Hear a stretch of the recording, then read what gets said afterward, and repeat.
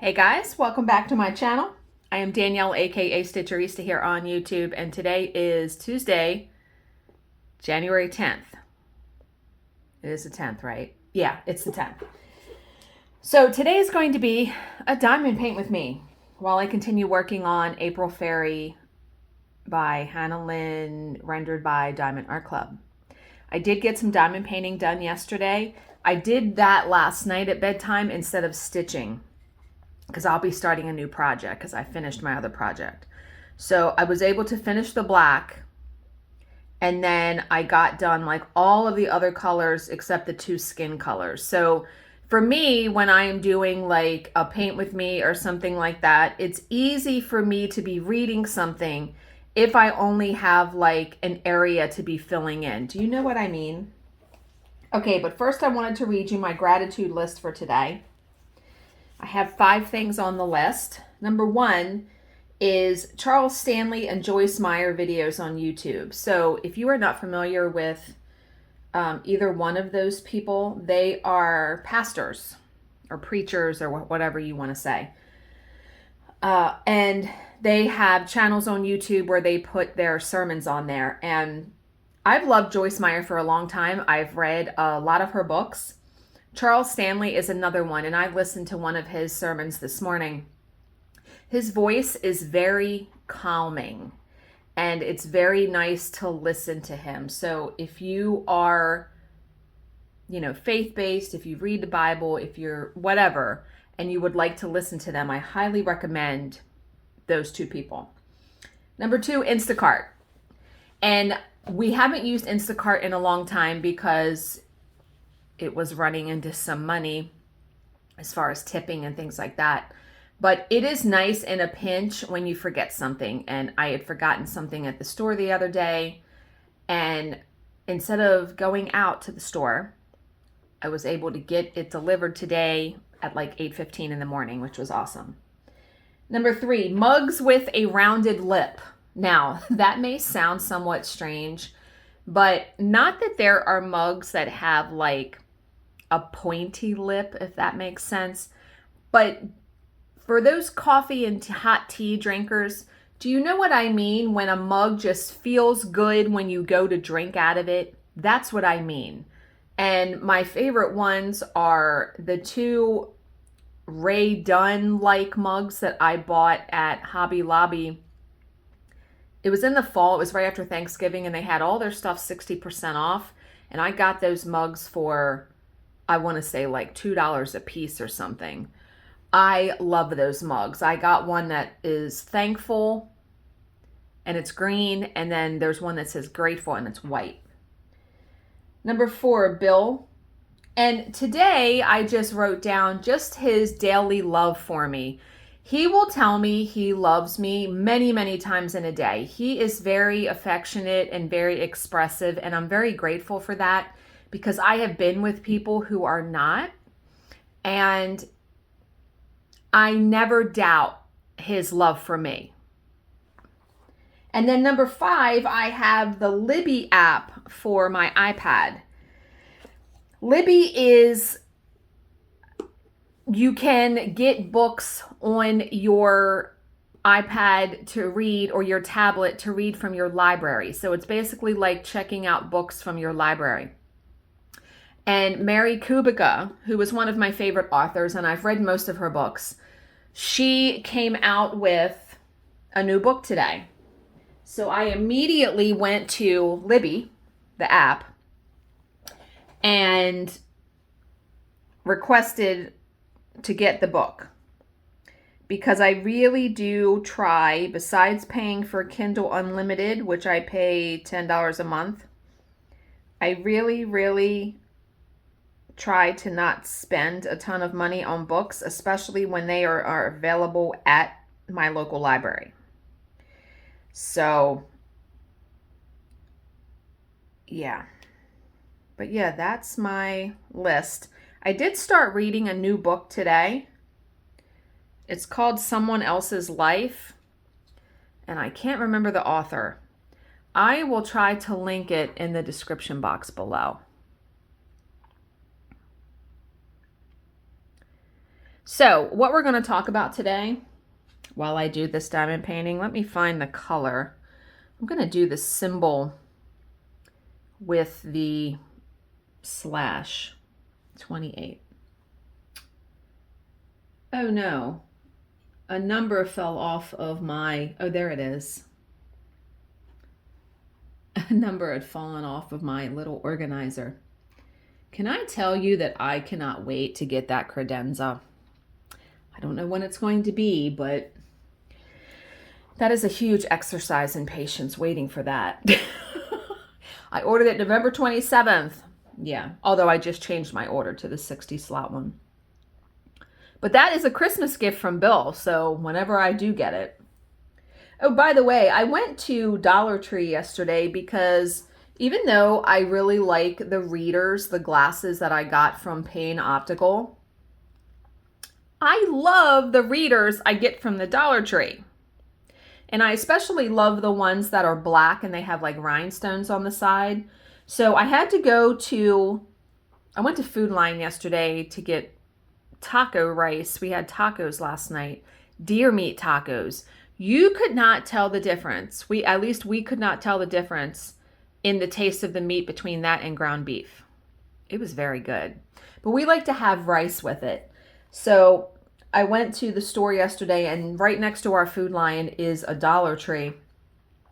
What's that number? 28. And I bought like 5 pairs of readers. Because if you mess them up or if they get broken, not a big deal. So this is one of the ones where I had to put them in the bottles. And all I do is I put them in the lid and shake it. Stick the lid to my little sticky pad and go for it. So before anyone asks, this diamond painting pen is probably my favorite one that I own. It is from Lassen Lathworks on Facebook, and it's turned a little yellow, I want to say. It used to be perfectly clear because it has like diamond sparkles in it. I really like it though. And then I have this huge straightener on the back of it. But okay, so what we're going to be talking about today is not diamond painting related. It's actually stitching related. I found a post on the Snarky and Modern Embroidery and Cross Stitch group on Facebook that someone said, tell me your toxic stitch related trait. Meaning, this is all in fun. It's not truly toxic. Whoopsie. I have to be careful because the arm of this is my pen hits it if I'm not careful. Okay, so it is like the worst thing maybe that you do as far as needlework. I'll tell you mine first. For me, and I haven't done this in a while. I've gotten better at it. I will buy a cross stitch pattern, not stitch it, and then want to clean out everything, and I wind up selling it or giving it away. And then 2 years later, I decide I want it again and I'll rebuy it. I've done that more times than I care to admit. But that's the worst thing I think that I do.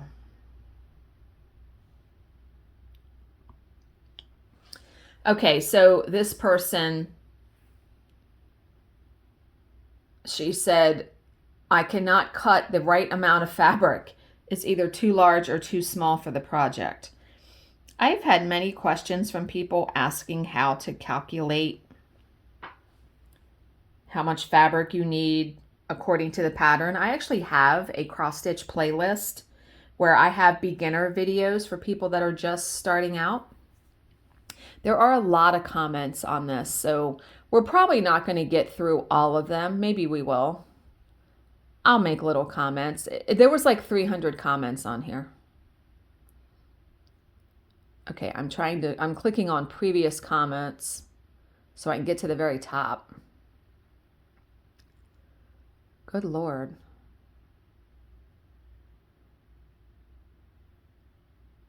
people really, okay, finally. Okay.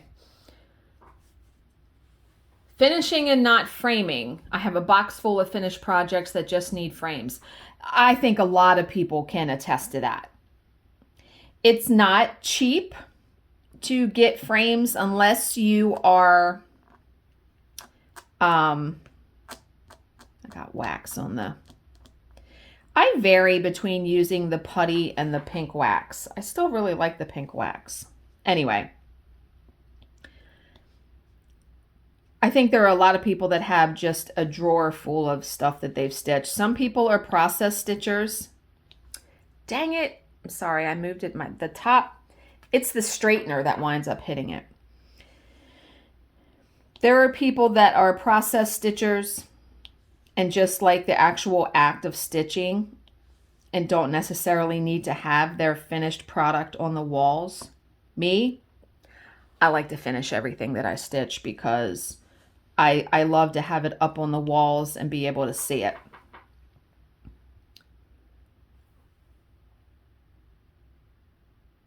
All right, someone else says, I always mess up the count somewhere. Once this past year, I had to toss a project that was more than halfway done. It wasn't going to fit. Oh, no.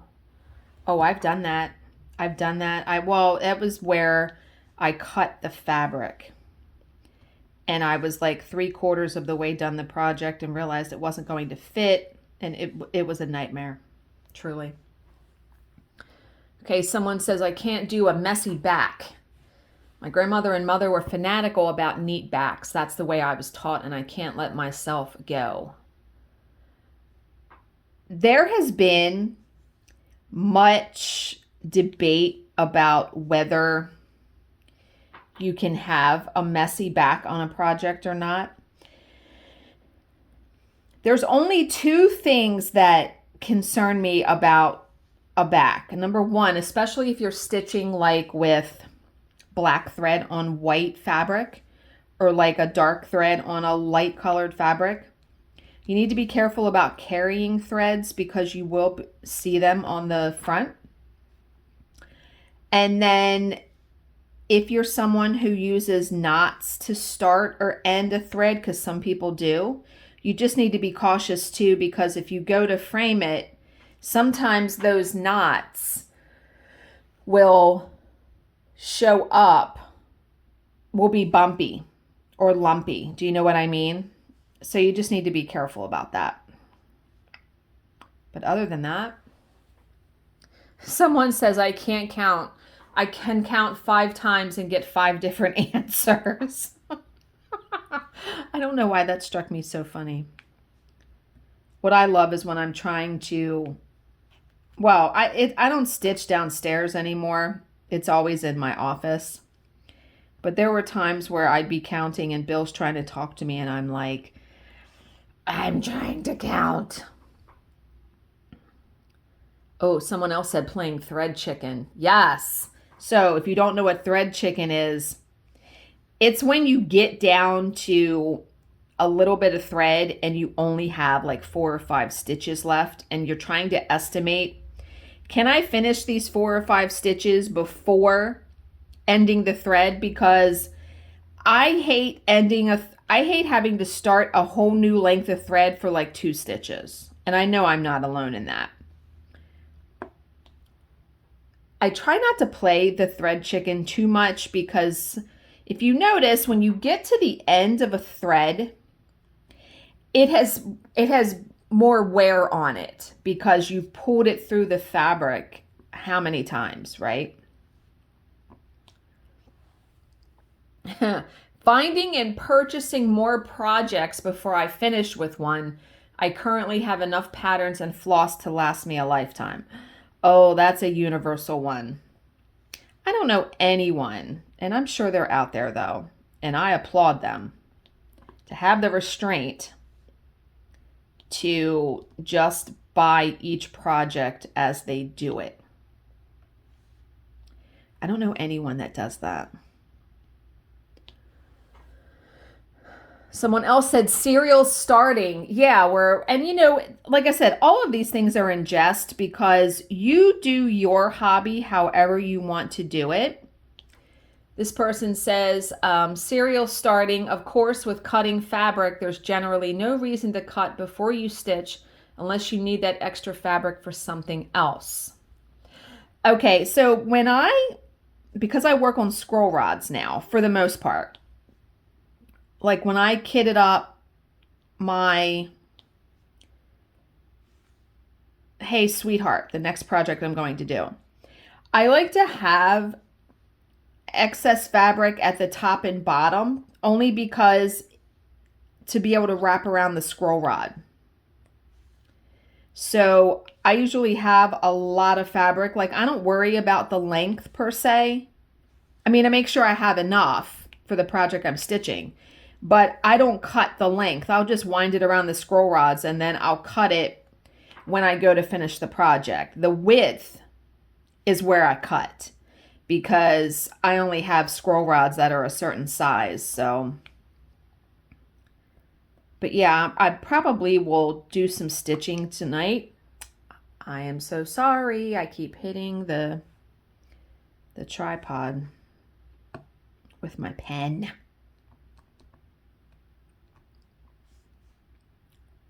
It looks nice and clear though through the viewfinder, so that's nice. So I bought a new mount. We're gonna talk about this for a second. I bought a new mount for my cell phone for the car. And it's one that comes with something that sticks to your dash. And then it also came with a vent clip. So I put the vent clip aside because my idea was I wanted to stick it to the dash. My dash in my car, it's not exactly flat, it's more rounded and it's also textured. So they recommended that you put the 3M sticky pad down and then wait 12 to 24 hours and then come back and stick the clamp on. Well, I did that and it fell right off. And Bill said probably because it's cold outside. And I said, well, okay, but I said, I'm going to try the vent clip. So I put the vent clip in there and it looks like it's going to hold it. I told him, I said, I need to like drive to the store or drive around the neighborhood and see if the phone is going to wiggle or wobble. And he said it probably will. We'll see because it looks like I really tried to move it around. I might get lucky. I hope so. Because, I mean, I only record in the car when I'm going to retreats. So I go to retreats, 4 times a year? Yeah, 4 times a year. And then I use it when I have to follow my GPS because I follow the GPS on my phone. I told Bill the next new car I get, which is going to be way far off because working at home, I'll go all week without driving. Some weeks. I'm going to have a car that has the navigation like on the dash. What comes to mind is I forget what kind of car Jill has, but I was in her car like 2 weeks ago and I love her navigation. It's like a big screen. It's beautiful. I absolutely love it. And I was like, oh, I'm going to have that the next time I get a car. Yeah. Okay, so that was a little tangent there. This person says, saving leftover pieces of thread, not orts, after I no longer need them for a project because I might be able to use it elsewhere, and why waste it? I'm sure many people would classify me as wasteful, meaning I will cut thread and I don't save it. A skein of DMC is 66 cents. And I buy black and white in bulk. Like I get the box of 12 skeins because I seem to use those the most. And in my recent Halloween stitching, I went through like 2 skeins of black, easy. But I don't save, like I have a whole jar of my orts or extra threads. I don't save that kind of stuff. And I really don't save, like when I cut my fabric, I don't save the excess fabric unless it's like, it would have to be a pretty big piece for me to save it. I have so much fabric that I also don't normally like stitching this using the same color for more than one project. Do you know what I mean? Okay, someone else said the centering of any kind of wording I have to do, no matter how many times I try to center it properly, I always seem to get it wrong. The only time I've had to do that is when I stitched the lavender and lace, the wedding for Bill and I when we got married. I had to center our names and our wedding date. And I actually did it correctly, so I was very happy about that. But yeah, this September is our 10-year anniversary. And we switched our Ocean City trip to the week after Labor Day. And so we're actually going to be there on our anniversary, which is awesome. So that worked out. Okay, someone said, I belong to a chapter of the Embroidery Guild of America that has what they call a trash to treasure table in the back of the room where people will donate kits, fabric, threads they don't want anymore, and you can purchase for very cheap as donations to the chapter. I have a stupid amount of fabric now, like drawers full. I think it's so very easy to do that, especially if you're getting it very cheap. I know that when I go to the Tangles retreats 3 times a year, which by the way, the group is closed if anyone's going to ask, they aren't accepting because we have to keep it to a certain amount to be able to get the room and all that. Anyway, they have a table where people can bring stuff that they don't want anymore and it's free. You want to talk about tempting to like take it, but a lot of the stuff, I normally don't take anything from the table. A lot of it's not my taste. I might go over there and look, but sometimes, like one time there was a lap stand there. And yeah, I mean, people have gotten some really nice things off of that table. It's such a generous offer for the ladies to bring whatever they want to get rid of and just have it like for free. Wow, that is some slippery glue right there. Okay. I love this kit so much. Okay. Tension is always too tight. Yeah, that is definitely something, I would say something I'm constantly working with. Where you don't want to pull it too tight because then you will see gaping holes in your fabric. But you don't want it to be too loose either because I feel like then your stitches won't be uniform and they will look messy. Do you know what I mean? Someone said, Jack of all trades, master of none. I'm constantly trying new things, which is fun, but I don't give myself time to get really good at anything. You know, I don't know. I've come to the conclusion that, you know, we have one life. This diamond painting, stitching, whatever you're doing is not supposed to cause you stress and strife. If you are enjoying what you're doing and you want to start 500 projects, go for it. There is, you know, we need to not conform ourselves to society's dictation of how we should be doing these crafts. Right? If you want to buy 800 diamond painting kits, go for it.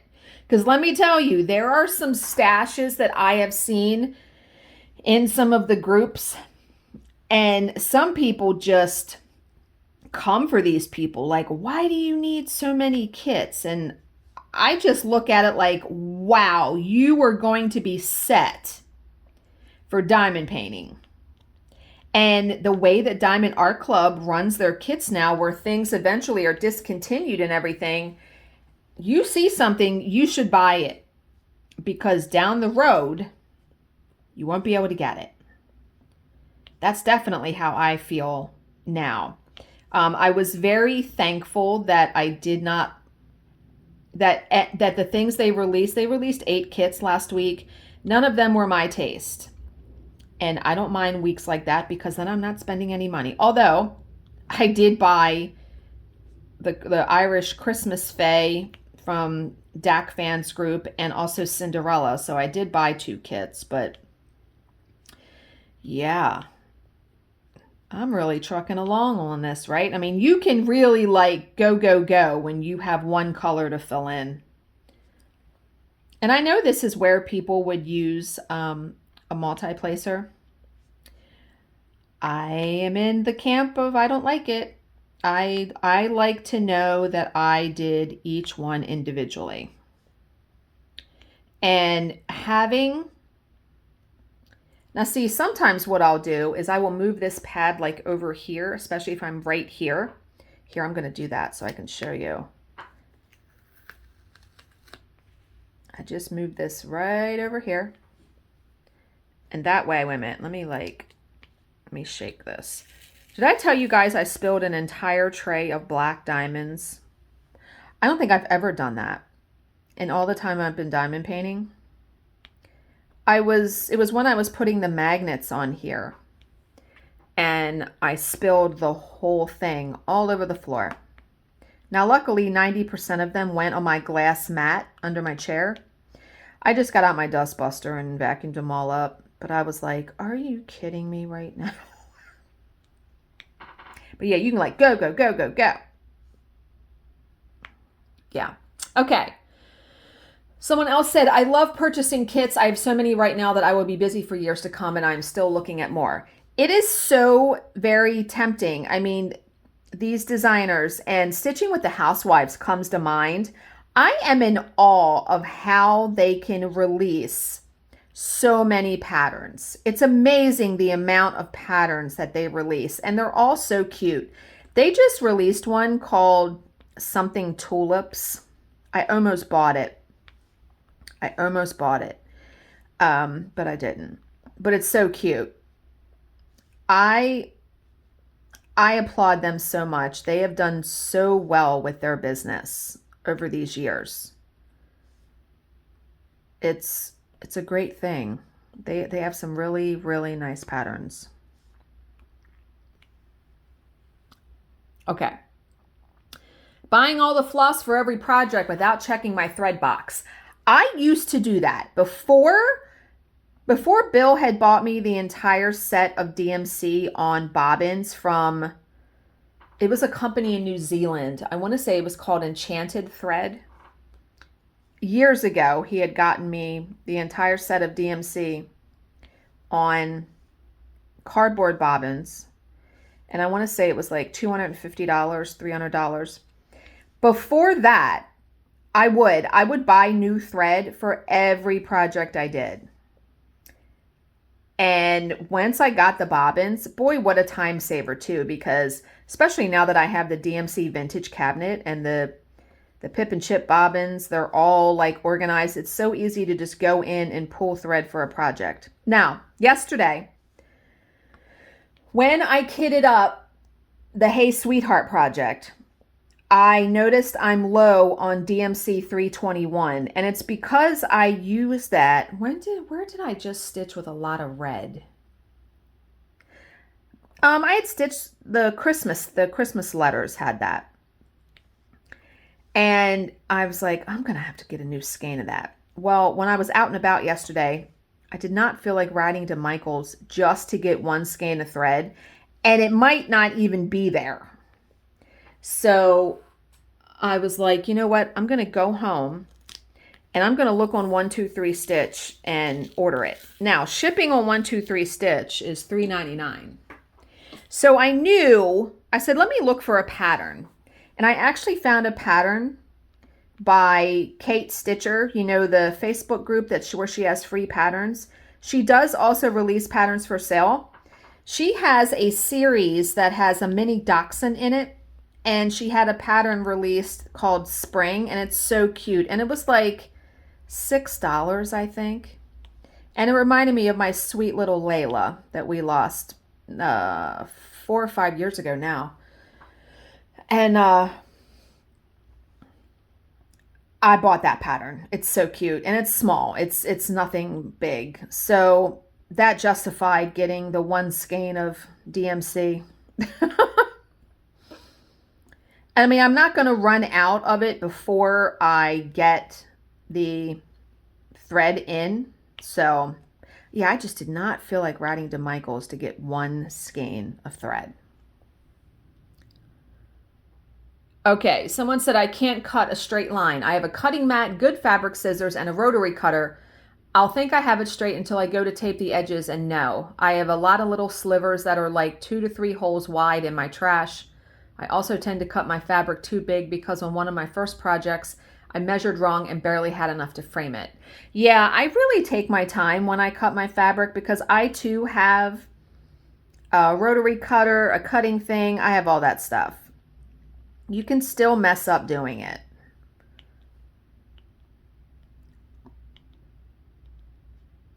Really what I try to do is I try to get my fabric straight in the scroll rod more than anything, because one of my biggest just pet peeves, I can't stand my fabric being crooked in the scroll rod and then my stitching is crooked. I can't stand it. It has to be straight. But yeah, I absolutely love Pole Stitches fabric, and that is what I'm using on Hey Sweetheart. I'm using their Tudor Rose. Somehow I wound up with 2 pieces of it. And they have an Etsy store, and that's where I bought the fabric, and it shipped pretty quick from the UK. They're in the UK. Oh, speaking of Etsy, remember I told you that Sandra's mom, okay, Sandra's mom is named Marilyn. I did figure that out. She made that journal cover, that rainbow journal cover. She has an Etsy store called Made by Memaw, M-E-M-A-W, where she makes she has placemats. She even has a Halloween project bag. Get this. The Halloween project bag has the clear cover project bag, but it also has like a thread bed, and it has like a little Ort container, and all of it is $40 together. That is so awesome. So if I remember, I will link her Etsy store down below if you want to go check it out. Love that journal cover. I'm blown away by the quality and the stitching of her work. It's like perfect. I mean, the lines are absolutely perfect. I will treasure that stuff that she made for me forever. Okay. Someone said this happens way too often for me. I'll check the measurements, add the extra for framing, re-add, measure, remeasure, and then almost always end up short. Well, it also depends on what margin you want. I try to do at least a 2-inch margin on either side.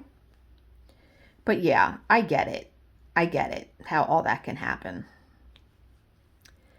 Someone said, never centered correctly on the fabric, no matter how many times I measure. Now, it depends on how the pattern is set out. Like the ones that I've been stitching that are like perfect squares, I always start in the top left. If a pattern isn't like that, I will start in the middle. Now, I do know I started in the middle on Halloween letters because I wanted it centered on the fabric. But like for this, Hey Sweetheart, I'm going to start in the top left. I've already copied the pattern. Because remember, how I work those patterns is I will copy and do like 1 row at a time. That way I can put the pattern on my fabric so it's right in front of my face.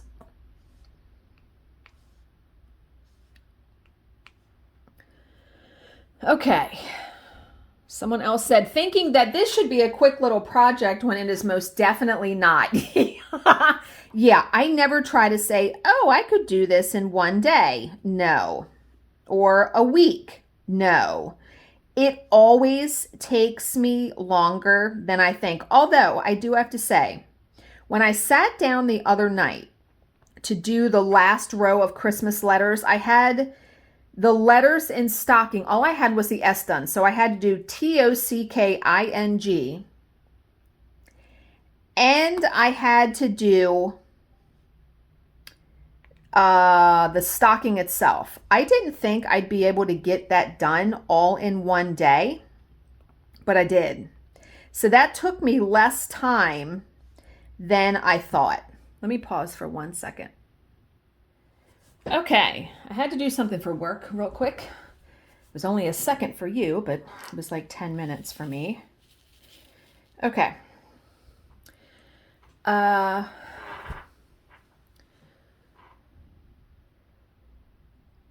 Measure twice, cut once, and still get it the wrong size.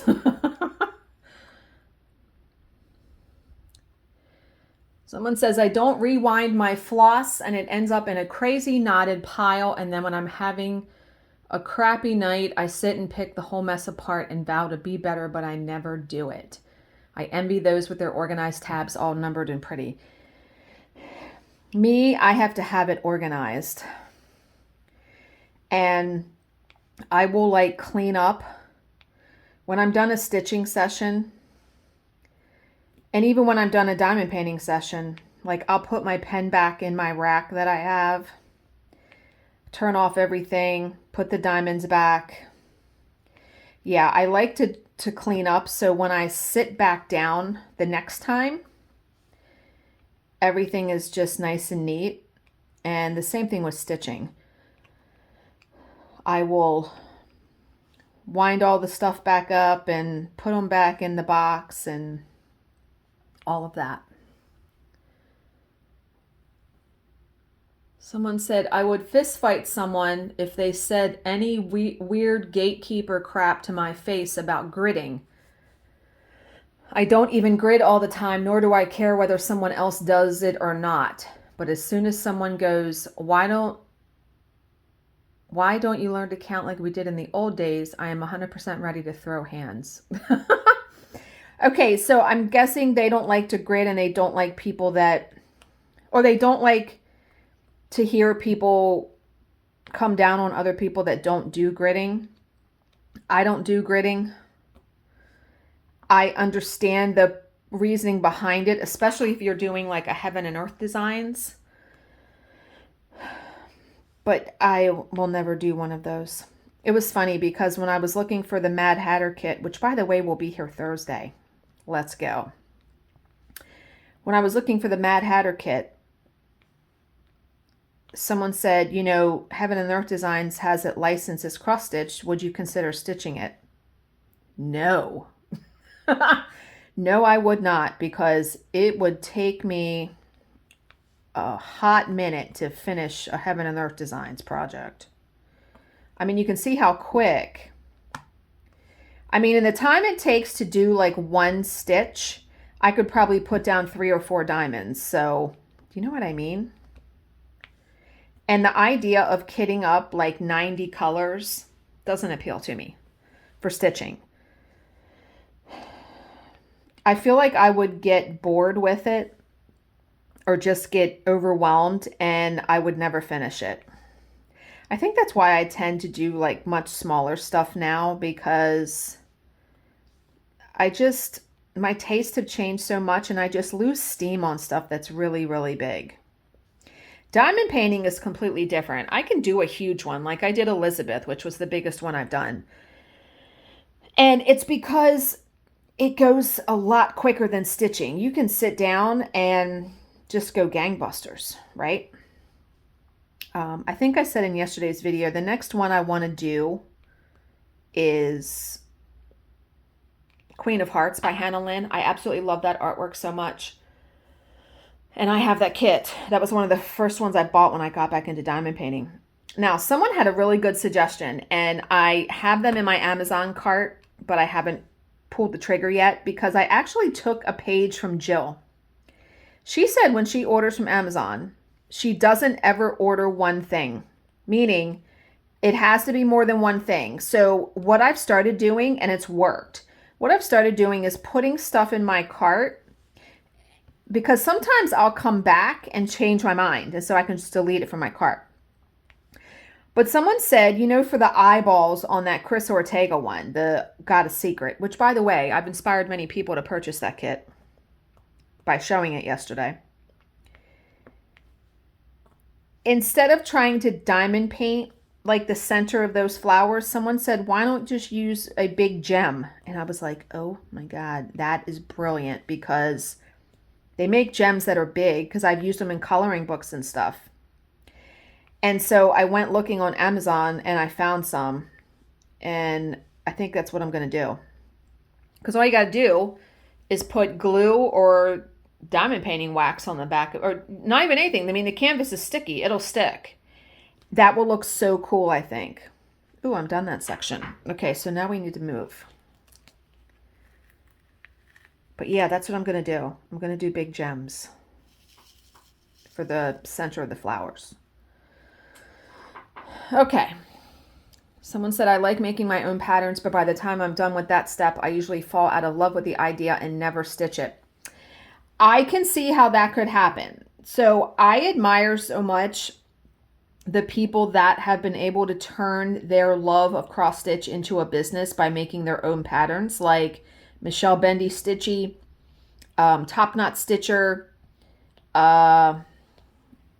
who else am I thinking of? I mean, Stitching with the Housewives for sure. But, I'm thinking of Liz Matthews. I feel like, for me, that would be me. Meaning, by the time I designed it, stitched the model, all of that, I feel like if I tried to turn cross stitch into a business, that I would lose the love for it. Or diamond painting into a business. And I don't want to do that. I don't want to do that. Now, turning my channel into my business, that's been a dream. Like, I have always had the dream of having enough views on my videos to where I could quit my editing job. Would love that. Totally love that. I'm very thankful for the views that I currently get. This is my 7th year doing this. So I'm very thankful every single day for the people that come back for every video that I do. So if it's going to happen, if it's God's will, it's going to happen. That's how I feel about that. And that's the same thing. That's my chair creaking, by the way. Hear it? Yeah, this chair is very creaky. And Bill and I have talked about that too, because, when he retires, he wants to do something fishing related. And I said, please don't get to the point where you hate fishing because you've tried to turn it into a business. So I hope that doesn't happen for him, because he loves it so much. And last night when we were in the hot tub, we were talking about him. He's going to make my next magnetic frame for me for Queen of Hearts. He said, I'll cut the wood and you paint it. And he's like, you could do any color you wanted. And I went, ooh, I'm going to do like a red glitter for the Queen of Hearts. And he's like, well, you have to realize that, you want to kind of make frames that you can use for other projects. And I said, look, I think I can use, I got wax there. I can use a red glitter frame for another project. I said, that's what I'm going to do. I'm going to paint it red glitter. So he'll cut it and drill the holes for the magnets. I'll paint it, and then he'll glue the magnets in. So, but yeah, that's going to be a ways away. I mean, I'm not a quick diamond painter because I don't always have time to do it.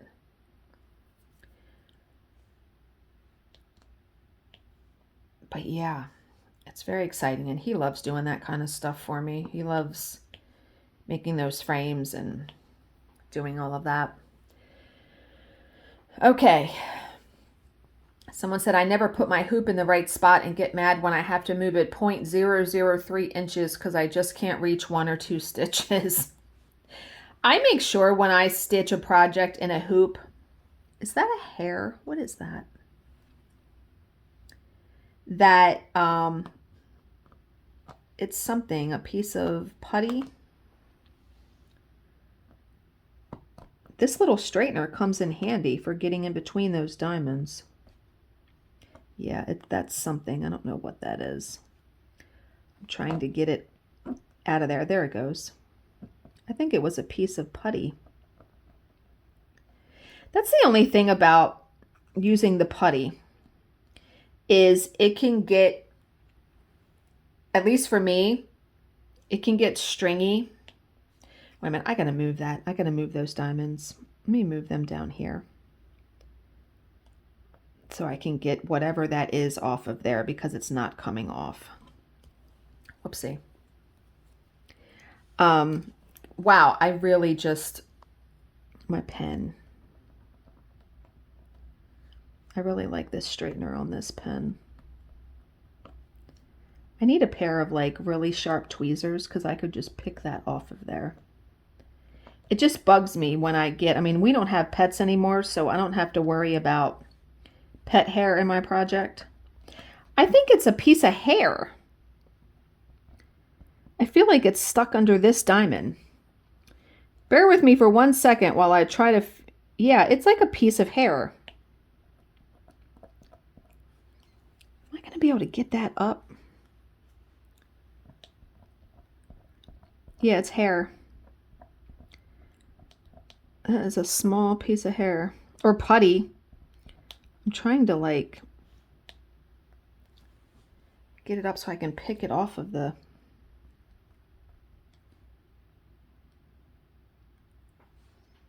I almost have it.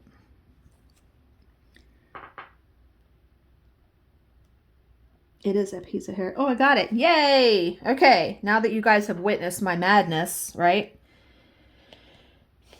Yeah, you guys that have cats and have cat hair on your projects, God love you. Not that you'd be able to tell once it's framed and all that, you know. That must have been a Bill Beard hair or something, because he sat here yesterday. I was sitting in my other chair when he came in. Who knows?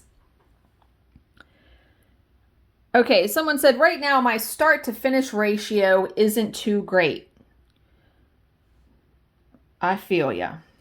I mean, I am only a one at a time project stitcher for the most part. I have that little one that I started at the stitch group, but I don't start a bunch of things because I'll never finish anything if I don't stick with a project.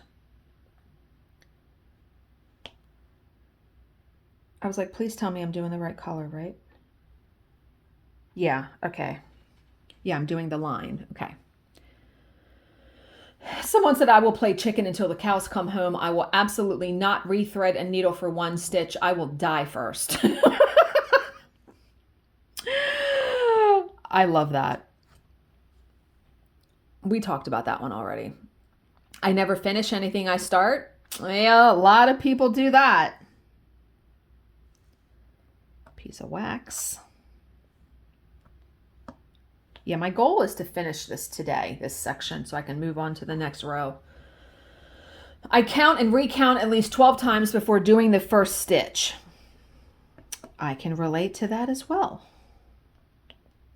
And I've been stitching for like 40 years. I mean, I've been stitching a long time, since I was in middle school. 6th grade, my friend taught me. And now I wasn't like hardcore stitcher for all of those years.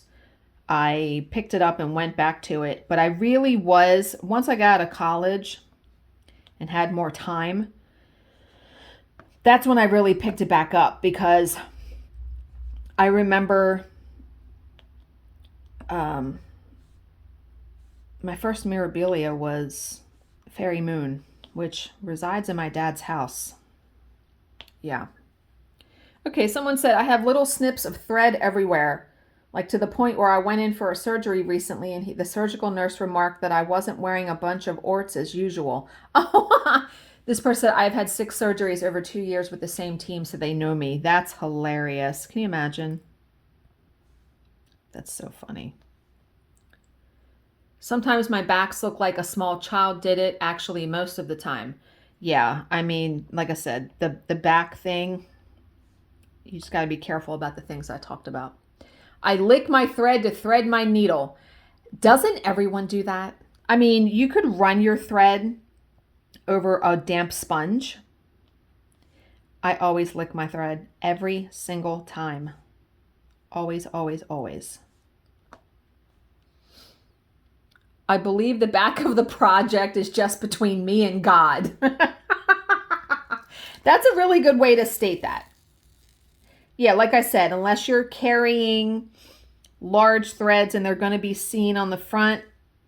I mean, have you ever looked at the back of a Heaven and Earth Designs where you might do 90 colors in one small little 10 by 10 square? What do you think the back of those projects look like?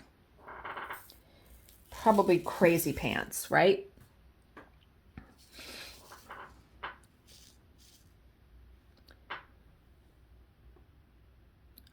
Wait a minute. Someone said, my first cross-stitch teacher would be appalled, but I don't care. Yeah.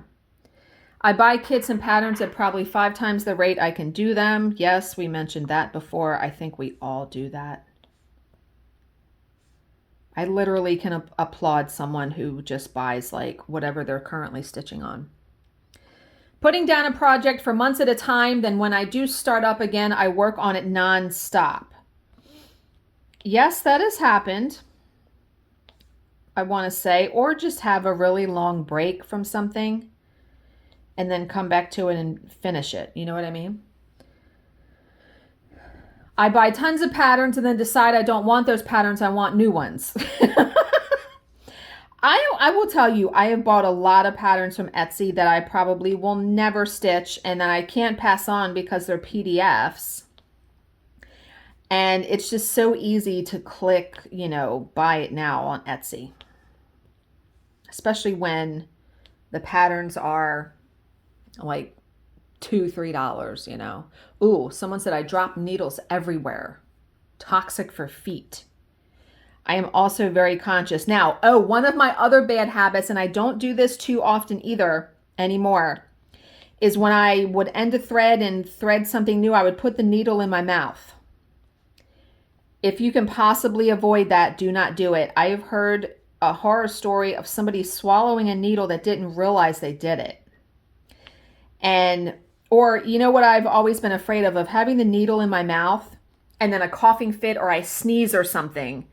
And so I've been really good at it since I got back into stitching, where when I cut the thread, I immediately put my needle on my needle minder. I always have a needle minder on my project because it's holding the pattern on there, first of all.